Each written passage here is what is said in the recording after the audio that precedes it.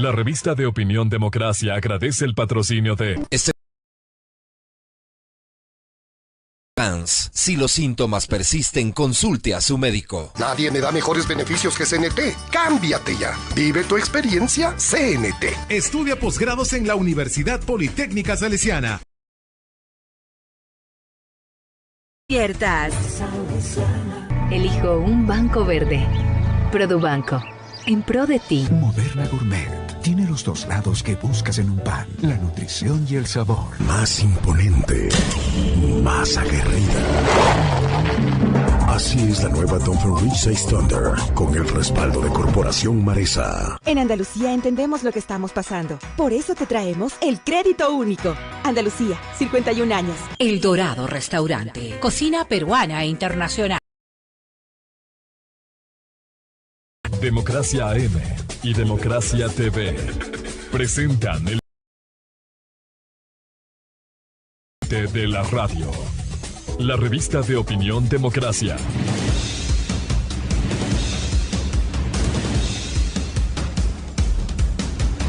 A esta hora, la revista de opinión Democracia presenta a Miguel Rivadeneira, los protagonistas, las entrevistas, la búsqueda de la verdad.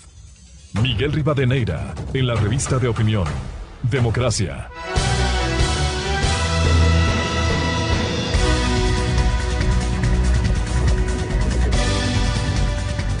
Seis con 32 minutos en el territorio continental ecuatoriano. Un saludo cordial y afectuoso a los seguidores de la revista de opinión Democracia este lunes 25 de octubre del 2021. Les deseamos un feliz lunes. Feliz inicio de semana. Queremos empezar este lunes con un cordial y afectuoso llamado al diálogo y a la cordura en el Ecuador. En medio de tanta violencia que asusta al país. Miren lo que le ocurrió a ese gran deportista Alex Quiñones en la ciudad de Guayaquil. Cayó víctima de la violencia que existe en el Ecuador en estos momentos. Y en medio de esto, más allá del legítimo derecho que tienen los sectores sociales, indígenas, del reclamo, de la protesta, con propuestas, por cierto, viables, que es necesario construir en el Ecuador, lastimosamente esta semana se perfila de acciones que ojalá no sean violentas como hace 2 años, y como ya protagonizaran sectores desestabilizadores que hay que identificar, como es el correísmo que busca la impunidad en el Ecuador, tomarse la justicia de nuevo. Recordemos la consulta popular de mayo del 2011 que anunció el entonces presidente tomarse la justicia, y eso ocurrió, y le metió mano en la justicia para lograr la revisión de las sentencias que por corrupción se dictaran en la Corte Nacional de Justicia.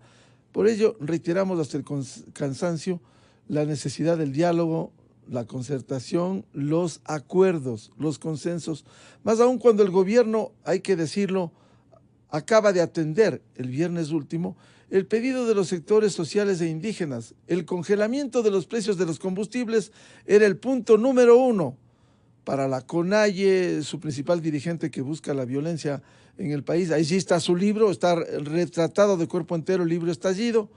El señor Issa se echa abajo, se atiende el pedido de los sectores sociales e indígenas del congelamiento de los combustibles, se autoriza con el incremento del diésel y la gasolina extra a 1.90 el diésel y a 2.55 la gasolina. Ya sectores que quieren insistir en el rechazo, que quieren la protesta esta semana a nivel nacional. Llamamos a la cordura, a la sensatez, al diálogo para que el Ecuador pudiera construir consensos. Precisamente este fin de semana asistimos a una reunión importante con consultores internacionales de primera, como el ex canciller mexicano Jorge Castañeda, el experto internacional Santiago Levy, voces autorizadas en el mundo internacional, en la academia, y con aproximadamente 50 entre expositores, expertos económicos, sociales, parte del sector indígena. Estuvo un asambleísta y estuvo Patricia Hualinga, quien es una de nuestras invitadas en esta jornada para hablar de los consensos. 13 consensos se llegó en Cusín, provincia de Imbabura. Mientras unos construyen la reacción en las calles, hay otros sectores que buscan consensos y acuerdos en el Ecuador. 13 puntos que los vamos a desarrollar y en donde finalmente este acuerdo de Cusín dice: esperamos que el gobierno y la legislatura marquen la ruta que saque al país de este entrampamiento sobre la base de un Estado que no gaste más de lo que puede costear la sociedad, que administre con transparencia y sin corrupción los recursos públicos, que su política social reduzca la pobreza y que no hipoteque el futuro ni destruya la naturaleza. Parte del resumen que vamos a abordar hoy. En todo caso, reiteramos el llamado a la mesura, a la sensatez esta semana, más allá, insisto, del derecho que tienen para la protesta, para la resistencia, pero no para el caos, no para la desestabilización, como algunos buscan y lo han dicho. A esta reunión de Cusín estuvieron invitados del correísmo, así como autoridades oficiales que no asistieron, otras sí lo hicieron. El asambleísta Pavel Muñoz fue invitado, según el documento.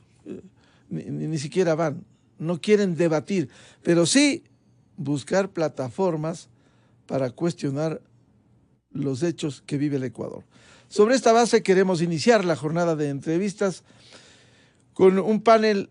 Hemos invitado al asambleísta Rafael Lucero de Pachacuti, jefe del bloque de Pachacuti, Napoleón Saltos, catedrático y analista político, y el analista político también, doctor Sebastián Mantilla Vaca.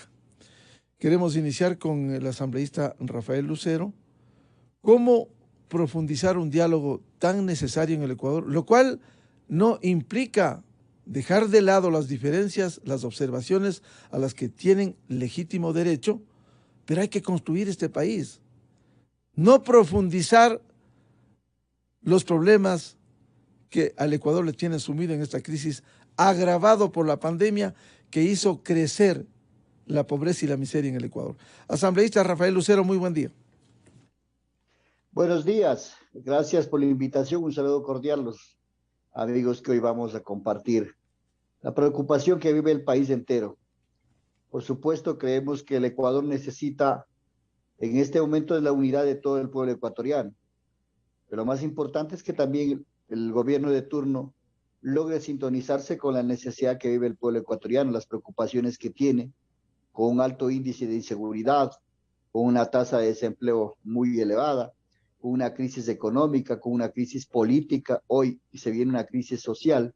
Esto también obedece también a veces a la poca atención que da el presidente para sentarse a conversar.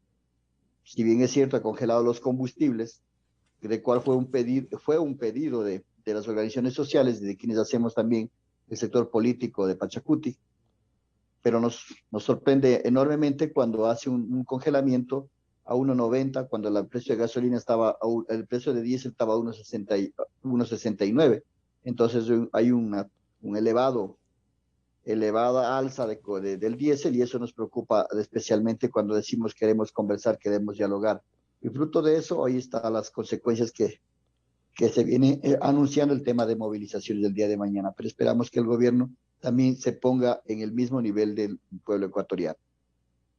Señor asambleísta, el planteamiento no de ahora ni de ayer, ha sido permanente, el congelamiento de los precios de los combustibles. Se lo ha hecho. En ningún momento se ha dicho que se congele el precio en determinada cifra. El gobierno, al congelar, es verdad, ha aumentado 21 centavos el diésel, que es el que más incidencia tiene, pero ¿cómo lograr avanzar? Ahora hay congelamiento, pero no gusta la tarifa. ¿Cómo lograr avanzar? Porque lo que quiere la mayoría de ecuatorianos es enfrentar la violencia que estamos viendo en el país. Muy poco hablan ustedes, y con todo el respeto y consideración, por ejemplo, de la desnutrición crónica infantil. Cuando uno toma los documentos, ve sectores deprimidos como el Chimborazo, el centro del país, más de 42.5%, según datos de la UNICEF. Cuando se sientan a dialogar, a exigir con el derecho que tienen, a mantener diferencias, pero a llegar a consensos y acuerdos que requiere el Ecuador, asambleísta Lucero. A ver, primero puntualizar, nosotros el día miércoles en la reunión, ¿quién habla? Rafael Lucero había manifestado al presidente de la República que congele el precio de los combustibles al precio que estaba ese día.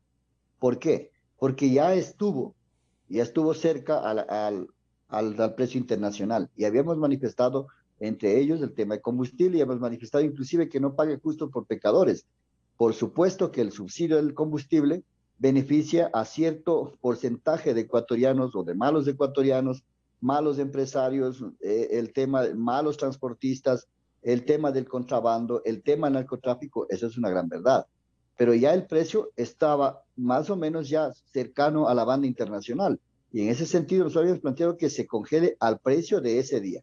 Bueno, el presidente ya lo hizo, él tiene sus razones, sabemos a quién tiene que responder, pero también hay que pensar que el pueblo ecuatoriano en este momento ha tenido un golpe profundo en el bolsillo. Rechazamos eso, pero sin embargo nosotros creemos que tenemos que sentarnos a dialogar.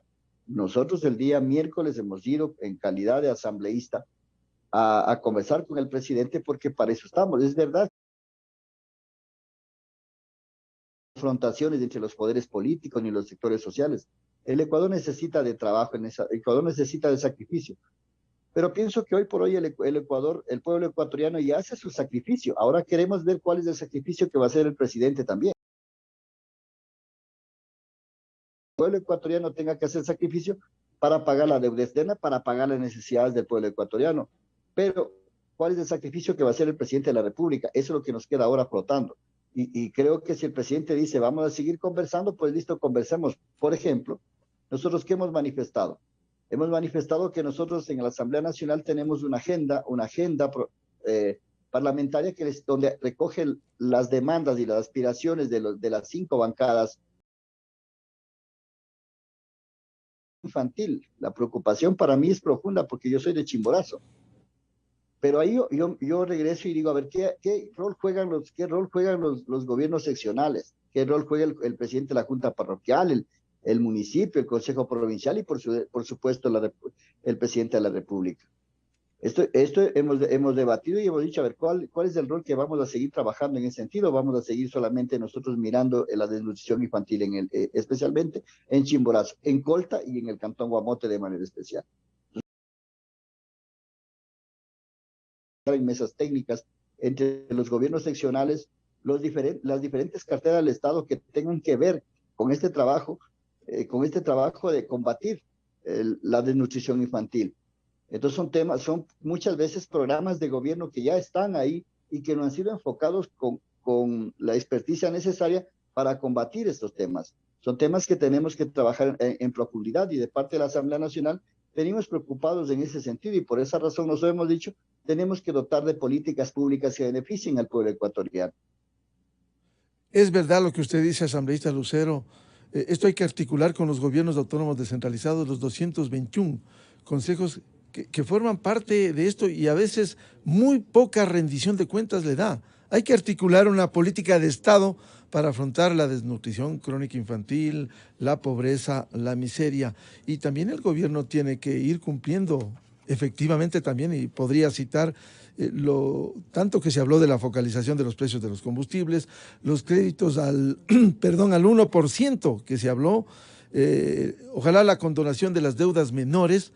Es decir, hay deudas pendientes que el gobierno tiene que atender, pero aquí hay que converger todos al encuentro de soluciones, más allá de las acciones políticas, por legítimas que sean. Bienvenido al doctor Napoleón Saltos, académico, catedrático, analista político. ¿Cómo lograr el diálogo entre el gobierno, el sector indígena y los diferentes sectores del país, sectores sociales, sectores gremiales, para encontrar acuerdos que quiere el Ecuador? Aquí hay que construir, sumar, antes que restar. Buen día. Muy buenos días, gracias a usted por la invitación. Buenos días, Rafael. Buenos días, Sebastián. Buenos días a todos los TV videntes y radioescuchas de esta emisora. ¿Cuál es el problema que tenemos al frente? Como ya se ha señalado, la crisis económica no ha cedido. Por la pandemia, tenemos un nuevo problema. La crisis política se va ahondando. Ya no es solo la crisis económica. ¿Cómo se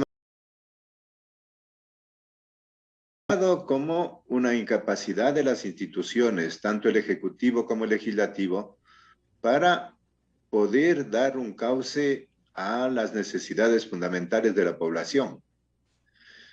Pero para ubicar un camino,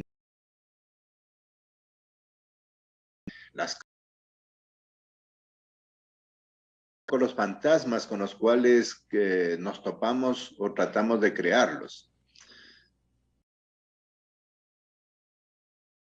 Entre las dos instituciones. Hay un cauce democrático, hay reglas democráticas. El resultado de las fuerzas. Y frente a esas fuerzas tiene que actuar el Ejecutivo. No puede creer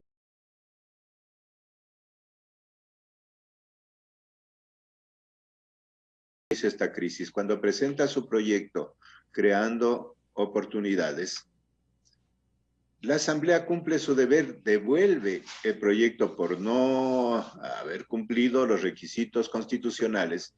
¿Y cuál es la respuesta del Ejecutivo?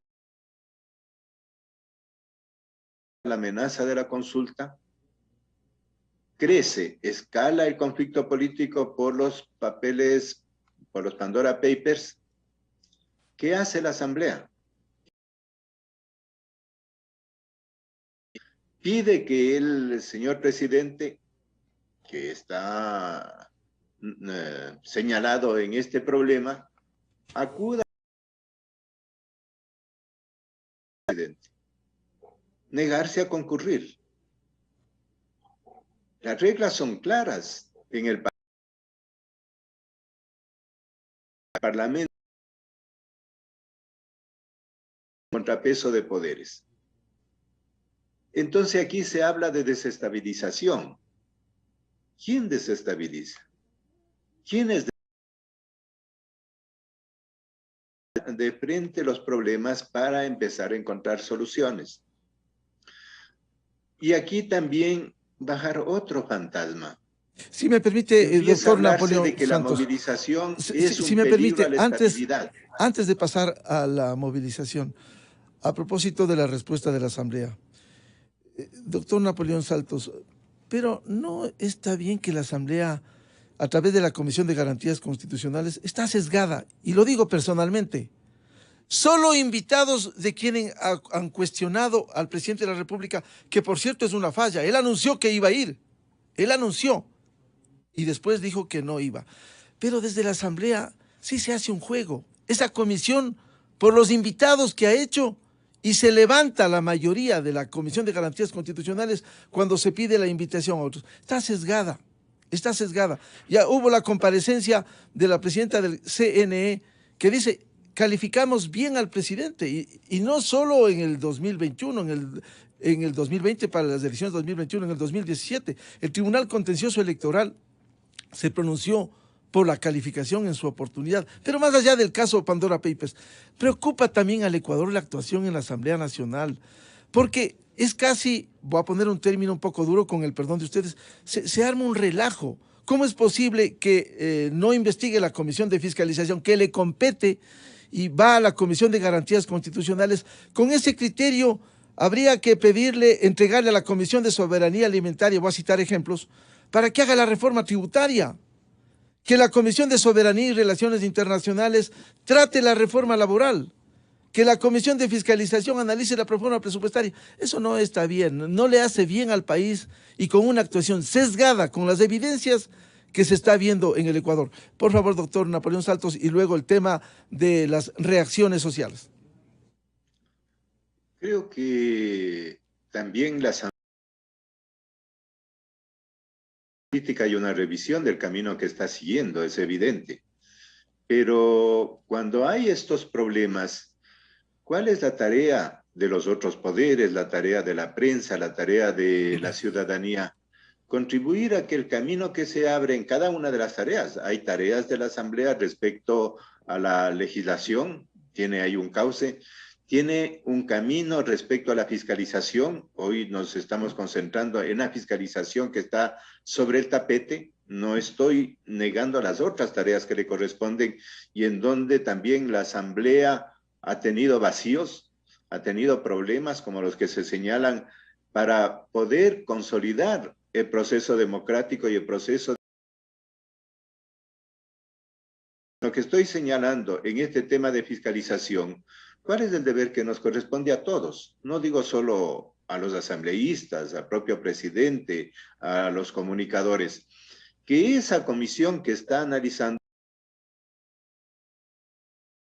no un informe parcial o un informe en donde los diversos sectores, en lugar de contribuir, empiezan a la posibilidad de saber qué mismo sucedió para que haya una resolución justa. La verdad es la base de la posibilidad de una resolución democrática. Pero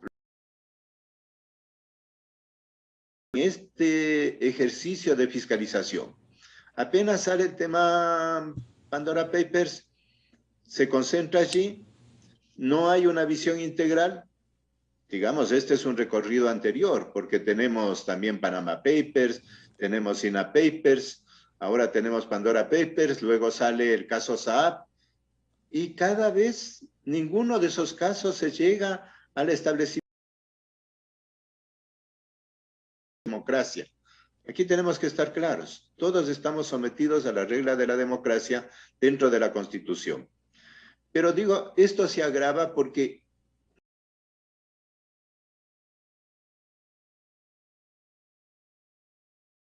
llega a encontrar un cauce de acuerdo, solo hay la verdad parcial de cada uno de los sectores.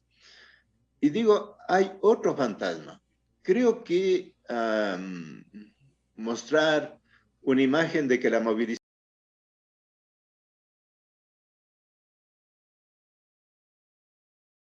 legitimar y hasta criminalizar la lucha social. La lucha social es parte de la democracia. Y cuando las instituciones no tienen capacidad suficiente de resolver los problemas, es legítimo que los sectores sociales, bajo los cauces democráticos, otra vez insisto en eso, de esta ilegitimación, de esta descalificación. Lo interesante sería que incluso aquí en este diálogo analicemos cuáles son los planteamientos que indígenas, sino otros sectores sociales, el food, sectores de productores agrícolas, etcétera. ¿Por qué no nos concentramos en esos puntos que son los problemas vitales que tiene el país? ¿Por qué no vemos, por ejemplo, el tema del extractivismo, si es que la salida que ha propuesto el gobierno de ampliar la frontera petrolera, de insistir en el camino de la minería, afectando a la biodiversidad, o el tema de cuál es el papel del sector bancario, por ejemplo, el tema de las tasas de interés, o el tema en este momento importante respecto a cuál es el papel de las áreas estratégicas, porque allí está el recurso del país. Solo el tema del combustible, en donde, mire, qué es lo que ha sucedido. La CONAI y el propio movimiento Pachacuti aceptan una salida de que se congele una paso falso, elevando el precio del combustible. Es decir, primero se hace un paquetazo, se eleva el precio del combustible, y cuando ya se eleva el precio del combustible se quiere crear la imagen de que hay congelamiento. Este tipo de juegos golpea la credibilidad y provoca la reacción de la gente. Los buscar en la movilización que los diversos sectores tengan posibilidad de expresarse y sobre todo concentrarnos en la plataforma, en la demanda que presentan, más allá de una ilegitimación previa que también afecta al ejercicio de la democracia.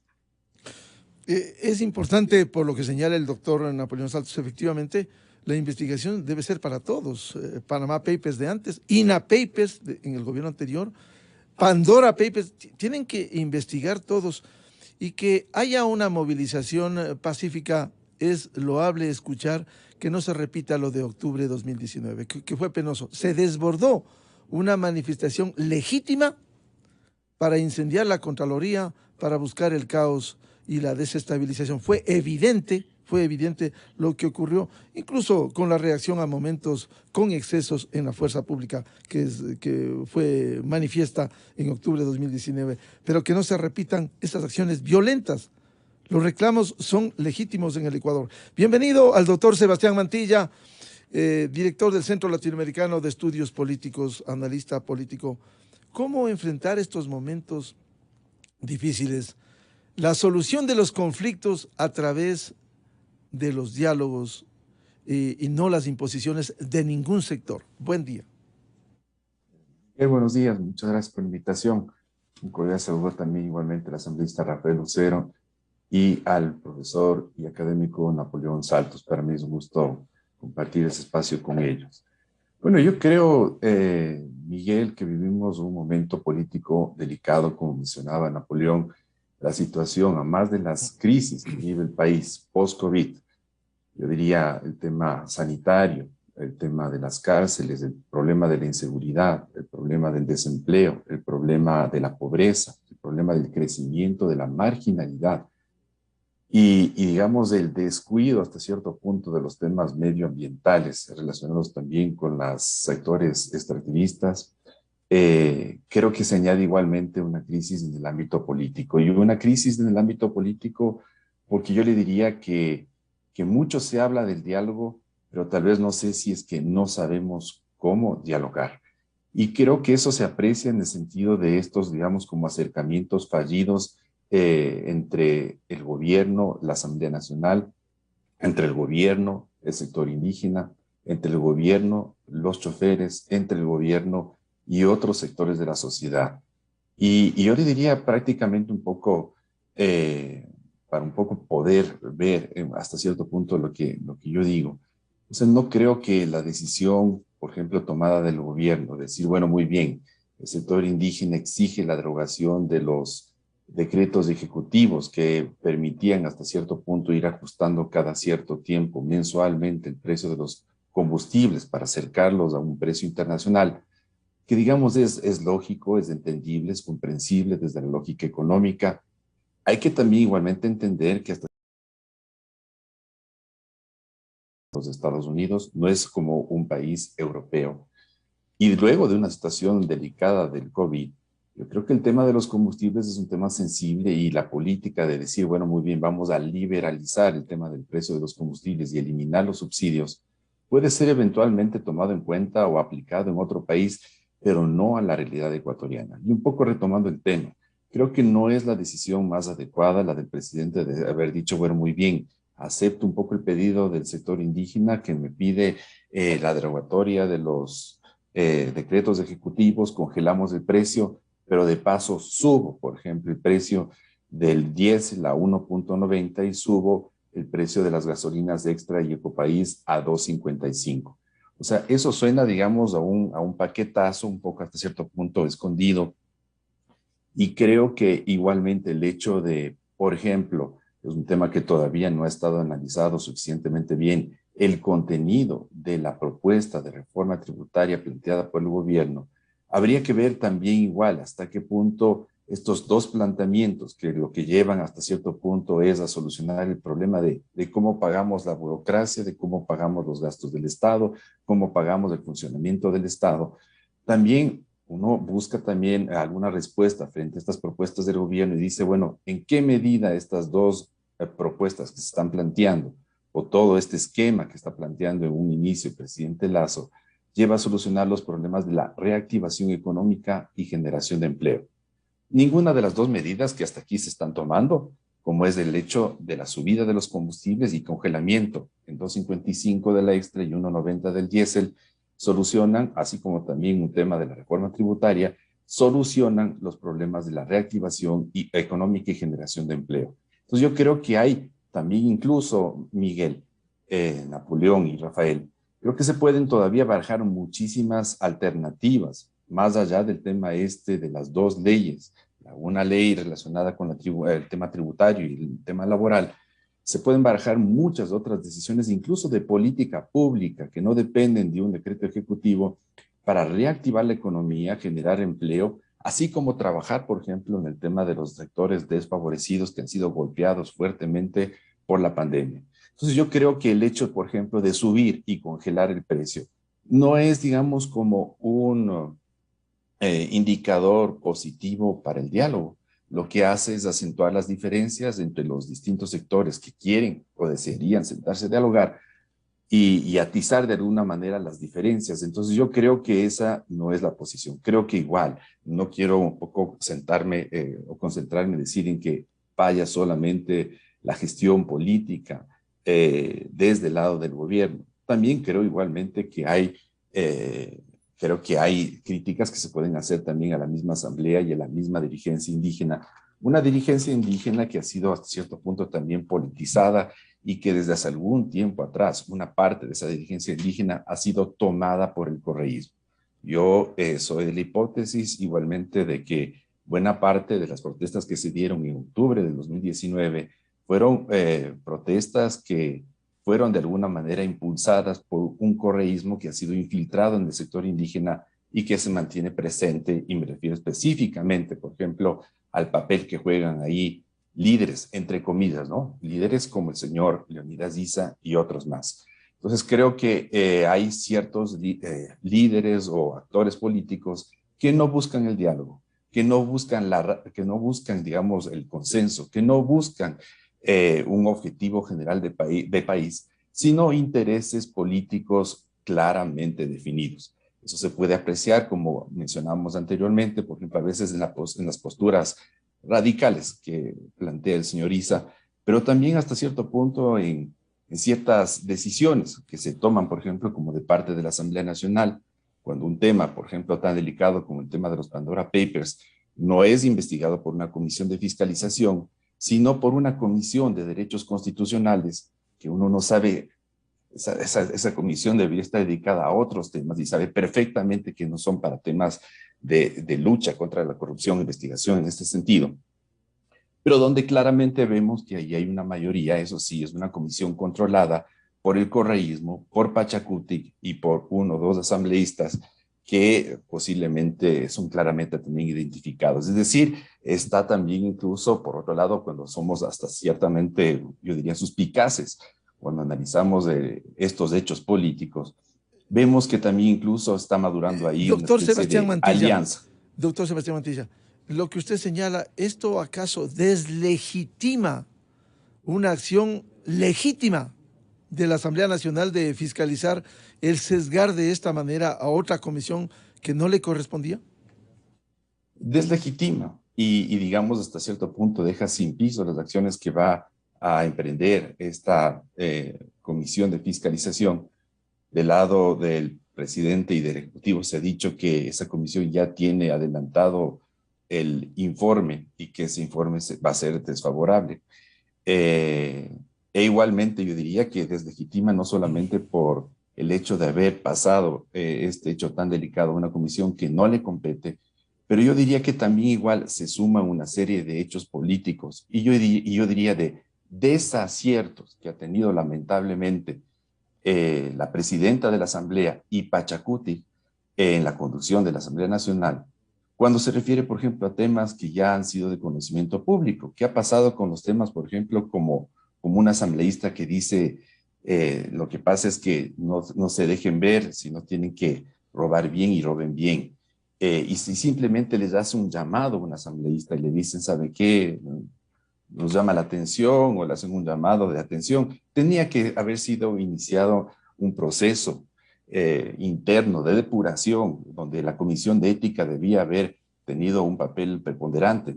Pero hay muchos desaciertos igualmente que se han dado en los últimos tiempos en la Asamblea Nacional, que a la final, mire usted, nos configuran y nos ponen al frente de una asamblea muy parecida a la anterior, que fue altamente cuestionada. Entonces creo que estamos ante una asamblea que yo diría que no está cumpliendo su papel, una asamblea que genera muchos cuestionamientos. Y es una asamblea que ante esta actuación o forma de actuación también genera muchas inquietudes de parte de la ciudadanía. Entonces genera muy poca credibilidad.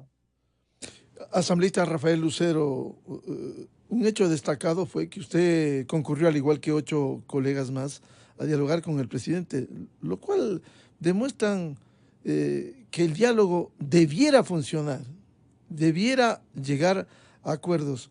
¿Cómo lograr que no se salgan, digamos, de una mesa de negociaciones en donde se pueden exponer divergencias y convergencias, pero buscar un acuerdo? El país clama por acuerdo. ¿Cómo puede seguir viendo estos índices de violencia, de entronización del narcotráfico, que quizás ahora la violencia, la inseguridad es uno de los problemas mayores que tiene la ciudadanía? ¿Cómo seguir dialogando para buscar acuerdos? No salirse de esto y lograr acuerdos. ¿Qué es lo que quiere el Ecuador? No quiere seguir mirando réplica, respuesta, contrarrespuesta, insisto, más allá del derecho que tienen, pero no en estas condiciones en donde no se arriba a las soluciones. Por favor, el audio, asambleísta. Decir que la violencia debe ser rechazada, venga de donde venga. Que venga de los sectores sociales, de los sectores políticos, del mismo Estado, debe ser rechazada. Porque si vamos a un nivel de confrontación antes que sucedan las cosas, mañana antes de eso ya estamos estigmatizando a la protesta social de parte del gobierno y de varios actores vinculados ahí. Entonces eso, estamos adelantando criterios de gana. Segundo, decir que la lucha asambleísta Lucero, cierto es, no he repetido ahora, hay legítimo derecho a la protesta con propuestas, a la resistencia, artículo 98 de la Constitución, pero no quisiéramos que se repita lo de octubre de 2019. Y no vamos a entrar a juzgar quiénes son responsables, pero cuando uno lee el libro del líder de la CONAIE Estallido, es evidente la posición radical que tiene el señor Leonidas Issa, que hemos escuchado, no todos coinciden desde Pachacuti. Por supuesto, yo eso quiero decir que en el mes de octubre no solamente fueron los sectores indígenas, los sectores sociales, ahí también hubo intervención de los sectores políticos que están interesados en establecer el caos en el país, y eso ustedes y nosotros tenemos muy claro de quiénes y qué es lo que hacen.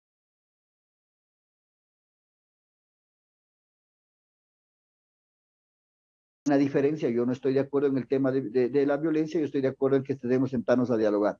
Pero cuando entramos al diálogo, ahí viene la pregunta. ¿Queremos un país del encuentro que nos dice el gobierno? ¿O queremos sentarnos a dialogar bajo la tesis que el gobierno pone? Yo creo que ahí es donde estamos fallando en el diálogo. Nosotros hemos acudido a conversar. ¿Y por qué hemos acudido?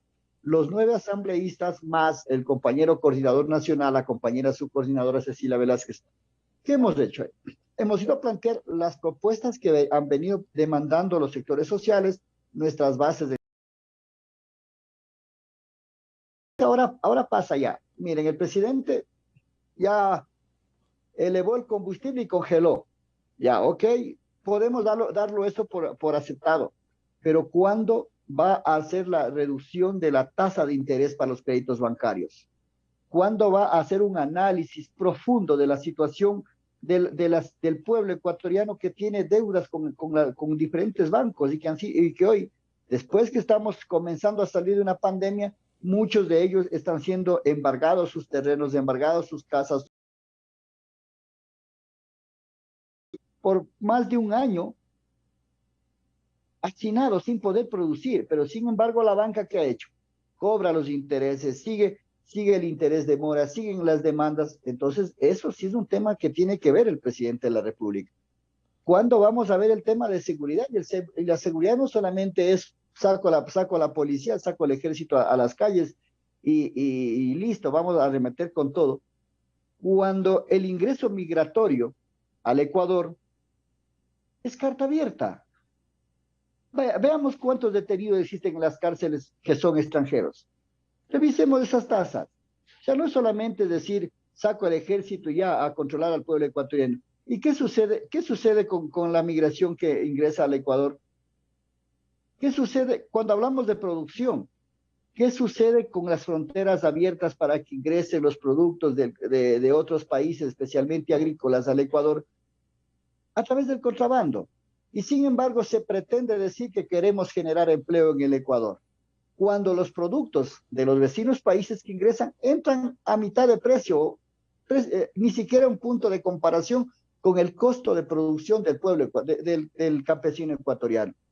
Entonces, todas estas cosas podemos ir detallando. Yo creo que, por eso yo decía al inicio, ya, ok, el pueblo puede hacer un sacrificio, porque siempre lo ha hecho el sacrificio del pueblo, y el Estado, ¿cuándo deja de pensar en los grandes monopolios de comercio, en los grandes monopolios bancarios? ¿Cuándo se sienta a sintonizar con el pueblo ecuatoriano? Que somos la mayoría. Por eso yo había hablado cuando el presidente a nosotros manifestaba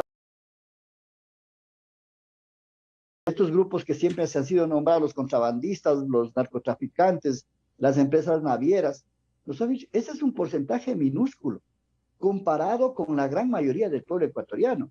Entonces son temas, ahí digo, si nosotros queremos dialogar, Pachacútec está abierto al diálogo. ¿Por qué está abierto al diálogo? Porque un consejo político, que es la instancia donde se resuelve la hoja de ruta del movimiento y sus autoridades, resolvió sentarse con el gobierno.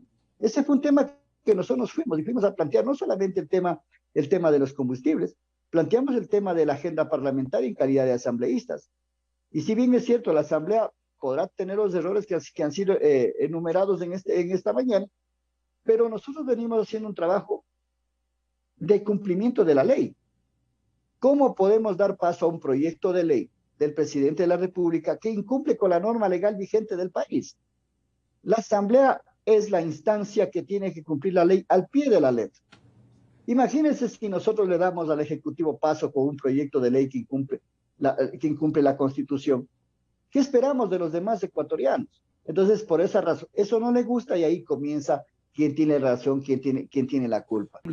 El gobierno tiene que atender, se ofreció los créditos al 1%, ojalá la condonación a las deudas menores. Sí, hay una deuda pendiente, pero por esa deuda pendiente no cabría radicalizar las posiciones, más allá de lo que usted bien señala. Pero yo quisiera preguntarle, cuando usted ha dicho que en este país hay que lograr acuerdos y que usted tiene diferencias con Leonidas Issa, que la cordura, la sensatez, que es la que invocamos, que venga de todos los sectores, gobierno, oposición, sectores sociales, no está bien la radicalización. Yo quisiera ilustrar para el registro histórico lo que el señor Leonidas Issa dijo al país y al mundo respecto de quienes no se sometan a sus designios. Por favor. Se deslinda de los acuerdos alcanzados en materia de los precios de los combustibles, de los dirigentes del movimiento Pachacútec y algunos asambleístas que dialogaron el 21 de octubre de manera inconsulta a las bases, y pedimos que en adelante se pueda tener una comunicación y coordinación de manera fluida. Quienes han incurrido en este acto de indisciplina serán aplicados la justicia indígena en coordinación con las autoridades de los pueblos y nacionalidades en este siguiente mes. ¿Usted cree que contribuye eso en lugar de lo que usted bien dice? Hay que ir a decir al gobierno las cosas, no aceptar todo, pero que les van a hacer a ustedes justicia indígena. Eso contribuye en el Ecuador. Palabras del señor presidente de la CONAIE. Personalmente no me extraña para nada los pronunciamientos de Leonidas. Le conozco de años, él me conoce a mí, yo soy una persona de diálogo, soy una persona de paz. No me interesa, no me preocupa los pronunciamientos que ha hecho primera. Segunda cosa, yo no tengo por qué pedir autorización a Leonidas Issa para irme a conversar con el presidente. Yo soy asambleísta de la República del Ecuador y tengo que sentarme a conversar. A mí no me eligieron para ponerme a pensar que mi tesis es la única que tiene razón. A mí me eligieron en mi provincia de Chimborazo, siendo el asambleísta más votado de Chimborazo, para sentarme a conversar con las autoridades y buscar soluciones a los problemas reales del país. Lo que diga Leonidas Diza, y Leonidas Diza puntualizo, no la CONAIE. Yo estuve presente en esa reunión, yo estuve presente en Colta y tuve que salirme. ¿Por qué? Porque cuando uno ve cosas similares a lo que critican a los gobiernos de turno, me preocupa.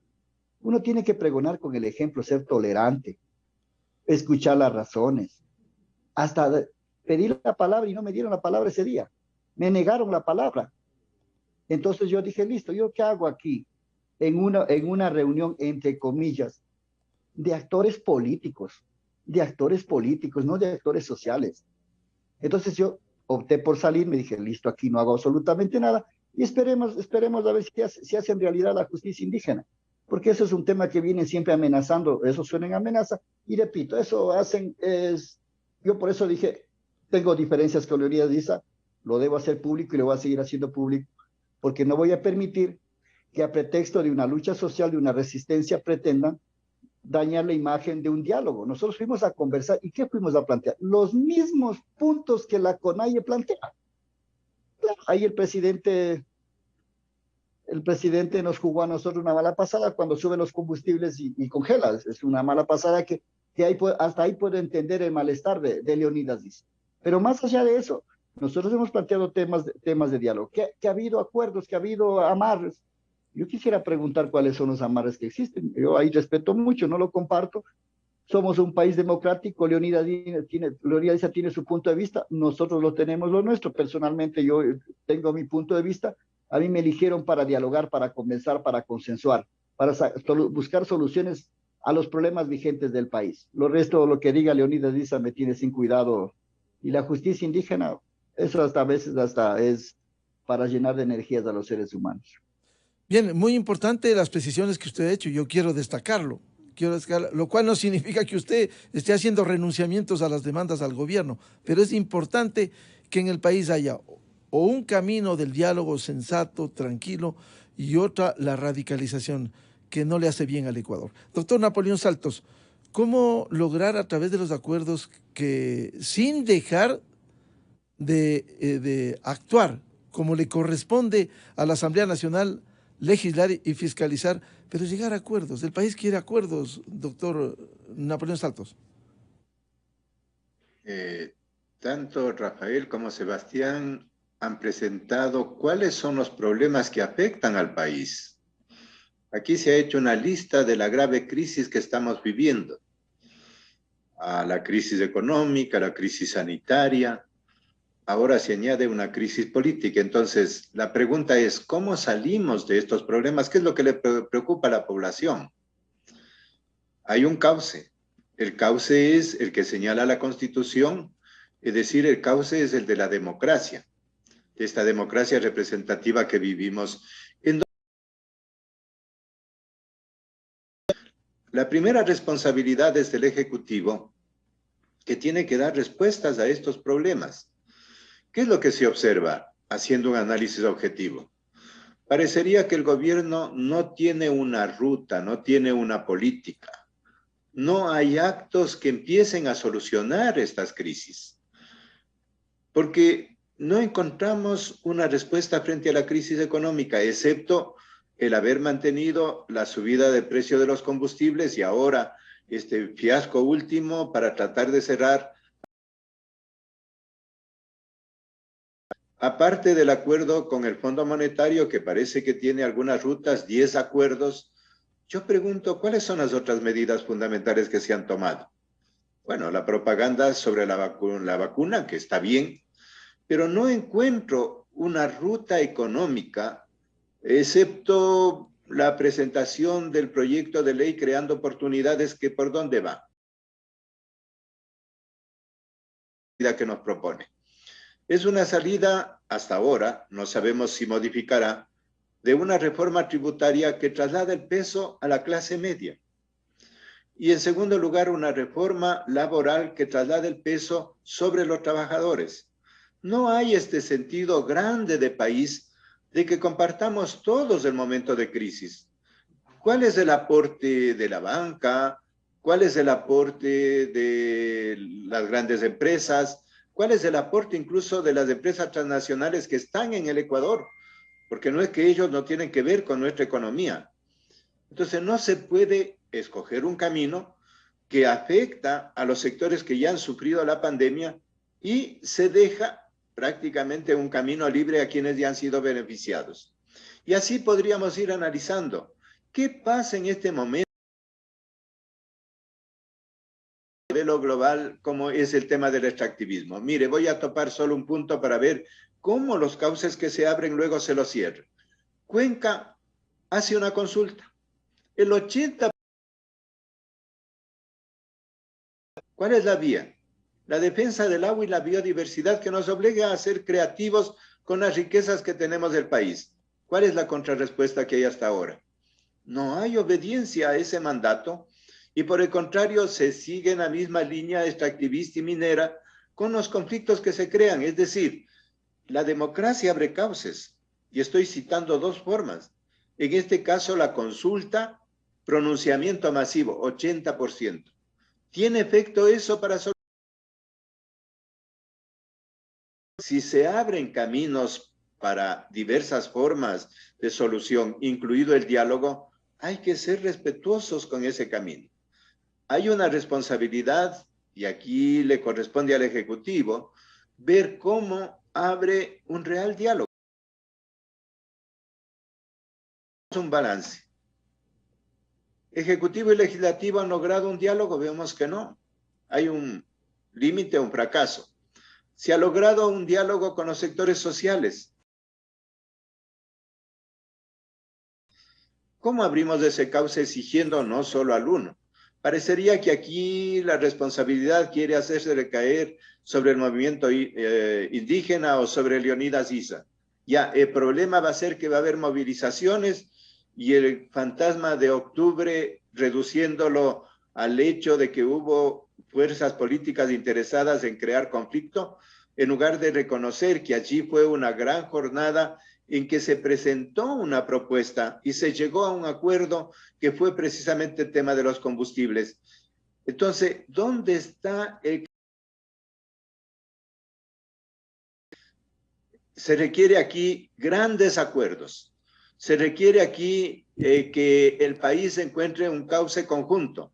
No es solo la propuesta del gobierno. Son 5 sectores que hay en la Asamblea.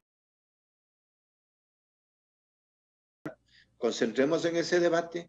Respondamos a lo que le interesa a la población. ¿Qué respuesta tenemos respecto a la reactivación productiva, al empleo? ¿Qué respuesta tenemos frente al tema sanitario? ¿Qué respuesta tenemos frente al tema de la violencia de las cárceles? Creo que allí están los temas que pueden permitirnos que los diversos criterios encuentren un cauce democrático que no es simplemente el consenso y el sometimiento a la posición que puede esgrimir el gobierno, pero que no recoge las otras propuestas. Sí, los cauces democráticos no tienen que desviarse y hay que seguir buscando soluciones de esas de fondo. Doctor Sebastián Mantilla, finalmente, ¿cómo lograr ese diálogo que surte efecto en el país y que desactive cualquier hecho que pudiera desestabilizar al Ecuador? Bueno, yo creo que el país vive un momento sumamente, yo diría, como importante, delicado. Yo creo que este es el momento en que eventualmente se pueden solucionar problemas antes de que se agudicen las situaciones como de crisis que se pueden presentar en las próximas semanas o meses. Y creo que ahí tiene un papel importante, importantísimo el gobierno nacional y también igualmente los otros actores políticos. Hablemos de la Asamblea, de los sectores sociales. Mire usted que se ha convocado para el día de mañana una movilización y esa movilización no está solamente convocada por los dirigentes de la CONAIE, ahí están también dirigentes del FUT y también de los profesores, de los maestros. La Unión Nacional de Educadores ha convocado también. Entonces yo creo que igual, o sea, aquí no es solamente eventualmente un pedido de un sector que, bueno, hasta cierto punto nos preocupa, por ejemplo, las propuestas radicales que tiene el señor Issa, pero yo creo que en el fondo estamos viendo de que hay un clamor de parte de organizaciones sociales y de muchos sectores del país de que se atiendan los problemas del país que son de diversa índole, en el ámbito económico, en el ámbito social, en el ámbito ambiental, y creo que el gobierno no puede desoír eso. Y creo que si es que eventualmente, yo digo, ¿sabe qué, Miguel? A veces vivimos una especie como de desencuentro, ¿no? El Ejecutivo y el presidente cree que como, claro, vivimos o tenemos un sistema presidencial, es el presidente el que tiene la preponderancia para tomar decisiones y que todo eventualmente tiene que hacerse como él lo dice. Pero en estos sistemas presidenciales que tenemos en América Latina y específicamente en Ecuador, por ejemplo, tienen tanta legitimidad lo que se decide a nivel de ejecutivo como lo que se decide a nivel legislativo. Y le digo, lamentablemente para el presidente Lasso, el resultado de las elecciones fue que exista una Asamblea Nacional diversa, donde existan 5 o 6 fuerzas políticas. Y eso hace que de alguna manera, aunque el presidente tenga una visión de cómo entender el Estado, de cómo entender el país, tenga necesariamente que sentarse a dialogar, a negociar y a llegar a acuerdos. Creo que eso es importantísimo. Y creo que eso es yo diría que es un primer paso que deberían, digamos, no sé si dar el gobierno y los distintos actores, de que es necesario que nos sentemos a dialogar para buscar acuerdos. Yo digo acuerdos no sobre el plan de gobierno del presidente Lasso, sino acuerdos sobre temas de carácter estratégico y de largo plazo del país, es decir, temas de Estado. ¿Qué vamos a hacer con economía? ¿Qué vamos a hacer con educación? ¿Qué vamos a hacer con la salud? ¿Qué vamos a hacer con los distintos sectores? El tema minero, el tema ambiental. Entonces yo creo que sobre esos temas se deberían sentarse a tener acuerdos entre los distintos sectores para avanzar como país y no quedarnos estancados. Un diálogo con resultados, que es lo que quiere el Ecuador para enfrentar estos grandes problemas como la violencia que hay. Y por ello seguiremos insistiendo, el diálogo es el mecanismo con resultados, ojalá un pacto social mínimo que permita al Ecuador respirar, afrontar las grandes dificultades, especialmente de la clase baja, que ha sido la más golpeada. Quiero agradecer este debate al asambleísta Rafael Lucero de Pachacutic. Muchas gracias a Napoleón Saltos, catedrático y politólogo, y a Sebastián Mantilla del Centro de Estudios Políticos Latinoamericanos. Gracias por el aporte siempre aquí en la revista de Opinión Democracia. Muy buen día. Gracias. Muy buen día.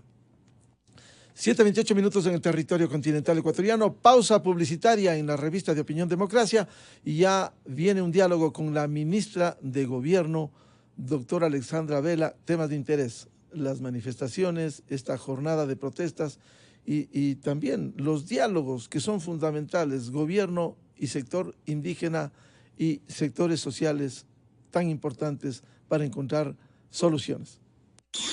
Miguel Rivadeneira en la revista de Opinión Democracia. Bienvenidos al microinformativo de la hora. Los miembros de la Comisión de Garantías Constitucionales carecen de capacidad legal para interpelar al presidente Guillermo Lasso. Así lo aclararon